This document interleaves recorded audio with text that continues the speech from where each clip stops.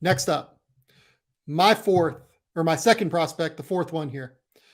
Arthur Kaluma dropped 27 points last night for Creighton against BYU.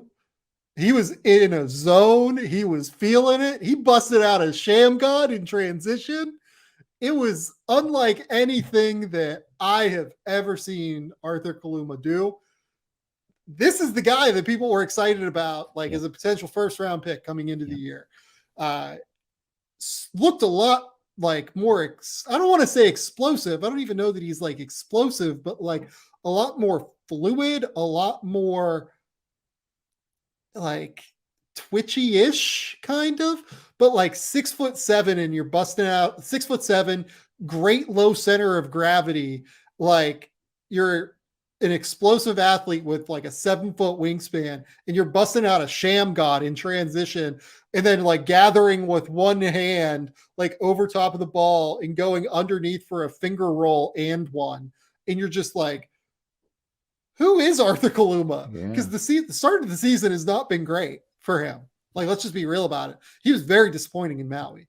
The NBA scouts that I talked to there came away and were like, look, we know he's kind of coming back from like a knee concern and he maybe didn't have like a full preseason and everything, but he just didn't look impressive. It didn't look like he was thinking through the whole way. It almost looked like he was out there like going for himself a little bit more. But man, looked unbelievable last night. Looked unbelievable last night against BYU. Made, I think, 3 threes in that game. Like, had a couple of like pump fake drives, which, Adam, go ahead. Say the number one rule in college basketball. Stay down on the pump fake. Especially for Arthur Kaluma, because that is Adam's number one cardinal rule this year. Stay down on Arthur Kaluma's pump fake. But if he's going to make threes, it becomes harder to do that. So, I can't write off Arthur Kaluma as a first-round pick at this point, just because we're hunting, right? Like we're really searching, and he is a 6'7", 220-pound wing that can do some of the things that we saw last night, right? Anytime that you have that kind of upside, you're going to get looks from the NBA unequivocally. So really, really intriguing, really positive signs from Arthur Kaluma last night that were great to see for Creighton.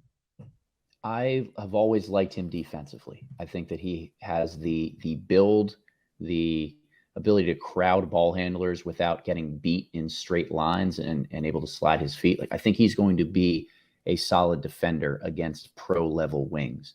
It's just all about the offense and the feel for him. Does he shoot the ball consistently? And if he doesn't, does he find ways to impact the game on that side of the floor? I don't see him as a facilitator. You know, I did a small thread on Twitter today about a couple of clips from the game last night that just give me maybe some pause about what he's going to be on the offensive end of the floor, particularly that pump fake, Sam. If people aren't biting on it, like it's really hard for him to get separation and get a paint touch. But when he's shooting the ball confidently and it's going in, he's a very, very good two-way player. And I think that he started to pop a little bit more in transition. That's where a couple of the big energy plays came from him last night, both the sham god finish, and I think he had one at the later part of the first half where he was just able to attack, get downhill, and throw down like a thunderous right-handed jam. If he's able to play in the open floor, whether that's because he's a solid defender or he's surrounded by other guys that can defend, rebound, and run, he'll be passable on that end of the floor. It's going to come down to feel and shooting.